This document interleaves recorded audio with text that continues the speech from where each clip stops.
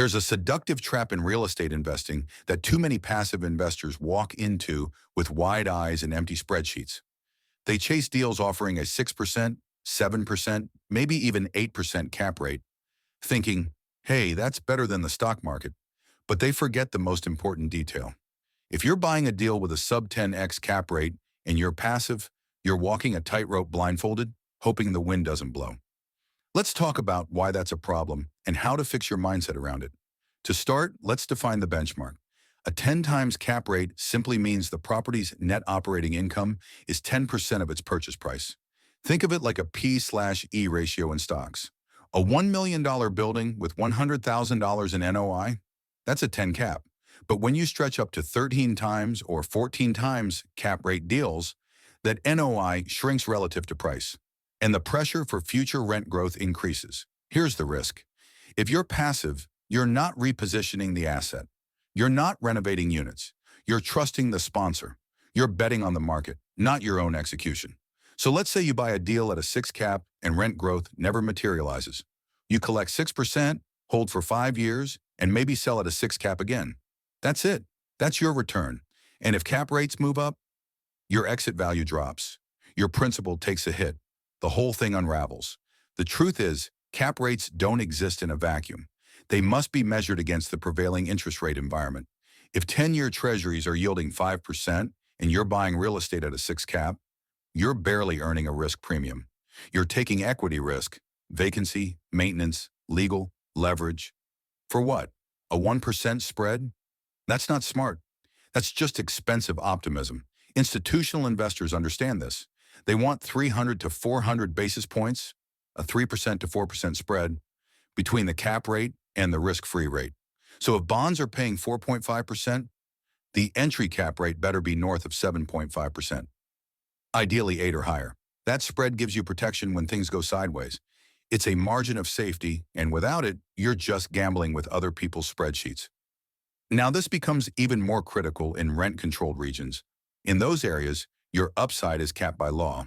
You can't just raise rents. You can't renovate and reset leases easily. That means growth is limited, and your entry cap rate becomes your entire return driver. So you better be buying at a 12, 13, even 15 cap to make it worth the risk.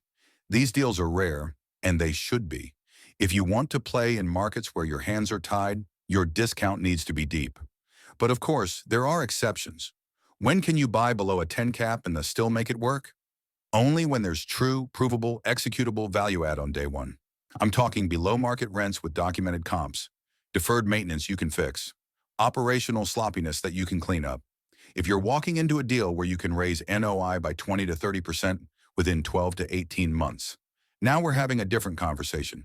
Even then, there's a rule you can never forget.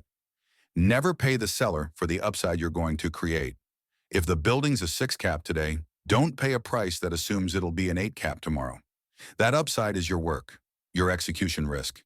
And if the seller wants to charge you for that growth, walk away. This is where private equity thinking comes in. They don't buy future potential. They buy discounted current performance. They think in multiples on invested capital, MOIC, and internal rate of return, not just yield. If they put in $1 million and get $2 million back in 5 years, that's a 2x. Time matters. Execution matters. Entry price matters most. And here's where passive investors get burned. You've got your money at risk, but you don't control the deal. That means you need a wider safety margin. If you're buying into a 6 cap with no real control or influence over performance, what happens when a tenant leaves, or expenses rise, or rates jump again? You need breathing room. That's what a 10 cap gives you. Anything below that better come with either ironclad value add or a stellar operator who's putting their own money on the line, or both. Let's walk through some real-world scenarios so you can see how this math plays out. Scenario A, you buy at a 10 cap, no rent growth. You exit at a 10 cap. You collect steady cash flow. Your IRR sits in the 9 to 10% range. Conservative, boring, reliable. Scenario B, you buy at a 6 cap, no growth. Exit at a 7 cap. Your principal drops. Your cash flow is minimal. Your IRR could land below 5%. That's not investing. That's wealth erosion. Scenario C, you buy at a 7 cap. You increase rents by 4% annually. You improve operations. exit at the same 7 cap. Now your IRR could hit 13 to 16%. That's a good deal, but only if you nail the execution. Now think about how cap rates should float as interest rates change. When debt was 3%, buying a 5.5% cap deal could work. But now, if debt is 7% and your cap rate is 6.5%, you're losing money on day one. No tax benefits, no appreciation ferry, and no rent growth miracle will save you. This is especially critical in 2025 and beyond. The market's shifting, leverage is expensive, exit liquidity is uncertain, and real risk-adjusted returns matter again.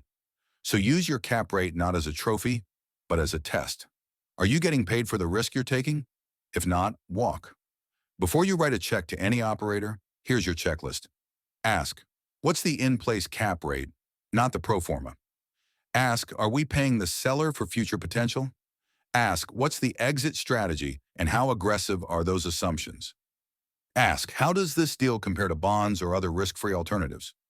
Ask, what's the worst-case scenario and how are we protected? And ask, does the sponsor have real skin in the game? Because if they don't, you're the insurance policy for their fee income.